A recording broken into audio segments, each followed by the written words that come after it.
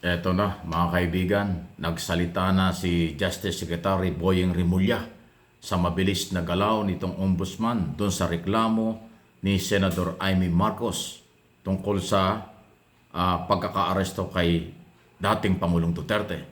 Ang sinasabi ngayon ni Boyeng Rimulya, napakarami ng kaso sa ombudsman, hindi gumagalaw, especially yung Parmali na nasa sangkot sa di umano'y korupsyon si Duterte at mga Duterte ng panahong yon, pero wala daw nangyayari.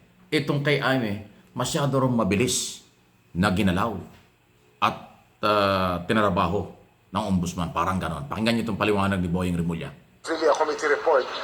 It's there's no sworn statement, and there are other more serious cases which have not been acted upon, which are still pending with the ombudsman. For example, the family case, the family cases. 10 billion yan of people's money clearly stolen. Wala pa nangyayari. Hopefully, they'll also give attention to the other cases that are cold cases right now, but people are crying out to be solved. Actually, yung nabilisan ba kayo, sir, sa pagkano ng ombudsman? Yeah, nakakapagtaka kasi lahat kami mga abogado, alam naman namin may fact-finding yan eh. Hindi basta-basta binibigay yan. So, there's something more to it than meets the eye. Hindi natin alam kung ano yun.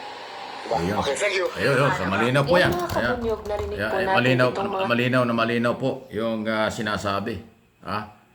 Diyan po sa issue ito sa nangyari. Malinaw na pinagtatakan ng Executive Department kasi ang Justice Secretary, Office of the President, diyan sa mabilis na aksyon ni Ombudsman Martires sa reklamo ni Amy. Parang patapos i-file, 2-3 araw lang, may reaksyon na kaagad at pinagpapaliwanag na ang mga taga-Executive Department. Bakit nga naman? Yung mahigit na 10 bilyon overpriced sa Parmali tungkol doon sa controversial na COVID nung araw na involved si Duterte, at kanyang mga Secretary Duque at iba pa, hindi raw gumagalaw yun. At alam ko, sabi ko na sa ibang mga video natin, maraming kaso nakabinbin sa ombudsman, hindi talaga gumagalaw. Pero nung si Amy ang mag-file, napakabilis. Kaya muli kong papaliwanag sa inyo, nabanggit ko na, at itatanong, may kaugnayan ba ang galaw na ito ng ombudsman dahil appointed si Duterte, dating Pangulong Duterte, ang nag-appoint bilang ombudsman kay Justice Ombudsman Martires? Yan po yung tanong. Kaya mabilis na inaksyonan yung kaso against Executive Department under President Marcos. Kasi alam po ng lahat ng abogado na mayroong mga fact-finding committee, may mga initial na mga investigation bago aksyonan ang mga petisyon o reklamo ng sino man laban sa mga government official o kung sino, vice versa.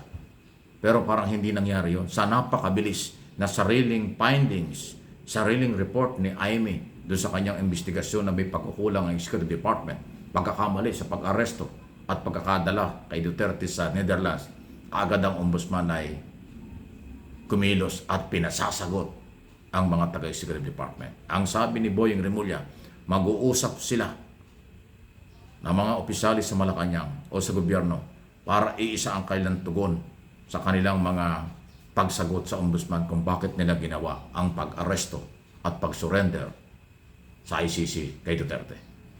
Okay? Talaga hong kaiba, kakaiba. Pagdudahan mo talaga eh. Naalala ko yung Parmali, overpriced na matagal na iningayan ng Blue Ribbon Committee ni Senador Gordon ng araw. Nag-away at inaway, personal ni Duterte si Gordon. Ngayon ay nasa Office of the Ombudsman yan, hindi daw gumagalaw. At marami pang kaso. Tapos itong bago, siya pang inuna. May kulay. Para bang last minute bago umalis si Ombudsman kasi nga, kung di ako kakamali, by July, tapos na ang term ni Martires as Ombudsman. So parang last minute, may mga hirit na ganito. By the way, ang Ombudsman po ay walang authority magpakulong. Ang kanila ay pwede lang kung pagsuspinde o mag-file ng kaso sa Sandigang Bayan kung kinakailangan o mag-file ng kaso. Kasi ang Ombudsman trabaho, prosecutor, taga-usig, hindi sila korte. Although meron silang authority na magsuspindi ng mga local executive kung meron mga alis na kaso o taga-executive department. Suspension lang. Pero yung magsabing guilty, hindi po. Dahil hindi naman korte. Ang kanila, kung meron silang probable cause, mag-file ng kaso sa Sandigang Bayan or magdesisyon sila na masuspindi ang mga taga-gobyerno. Hanggang ganun lang. Pero yung pag-decide na guilty o not guilty sa mga kaso, hindi pa ho nila trabaho yan. Kasi independent yan.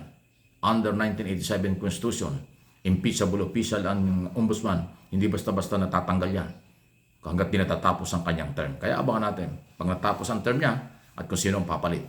Kung ano man ang kanyang galaw sa ngayon na pinagdududahan na ng iba at pinagdududahan na ng Executive Department, ay yan nga po ang posibleng dahilan. Siya ay merong maaaring kaugnayan o pagbibigay ng utang na loob kung sino nag-appoint sa kanya, ang dating Pangulo, Duterte. Di ba? So, tingnan natin kung ano po inyong masasabi dyan at reaksyon sa mga bagay na mga nangyayari. Sunod na ating pag-usapan, speaking of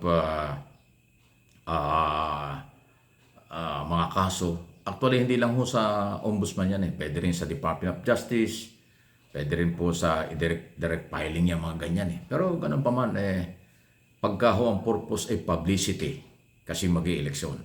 Pag ang purpose ay para lang ho mapag-usapan, publicity pa rin, talaga hong maraming channel na dinadaanan. Ngayon ang tanong, yung bang ginawa ni Aimee na pagpapail ng kaso laban sa mga cabinet secretary at opisyal na general ng PNP, makakatulong ba yun sa kanya? Sa tingin ninyo, madadagdagan ang boboto sa kanya ngayong eleksyon? Sa tingin po ninyo ay mananalo siya dahil sa kanyang mga ginagawa na pagyurak sa mga tao ni Pangulong Marcos ng kanyang kapatid? Pagpapail ng kaso na minamadaling kaso laban sa Executive Department dahil sa obvious naman na kanyang pagtatanggol sa kanyang kaibigang mga Duterte at dating Pangulo. So, lutang ang issue ng paghihiganti, pagtatanggol. Katarungan ba yan? Hustisya ba yan? O nagkakagamitan at ginagamit lang ang kanilang kapangyarihan? So, laging tanong tayo kasi after all, tayo ang nagpapasweldo sa kanila. After all, pera ng taong bayan ang ginagastos nila. Kaya tayo mga mamamayang Pilipino may karapatang magtanong at alamin natin sa kanila. Yung bang kailang ginagawa ay para sa bayan? O para sa kailang political interest? O panghaharas sa mga taong hindi nila pinaniwalaan o hindi nila kaalyado? Malaya po kayo. Lagi kayo ang bida dito sa aking mga topic at channel. Kaya please like, subscribe, at i-share po ninyo sa inyong mga kaibigan ang ating lahat ng pinag-uusapan dito. Para sa ganon, makarating din sa kanila at makapag-isip din sila kung tama ba o mali itong nangyayari at karapat-dapat bang usigin o suportahan kung ano ang kailang mga ginagawa. Yun po ang layunin natin.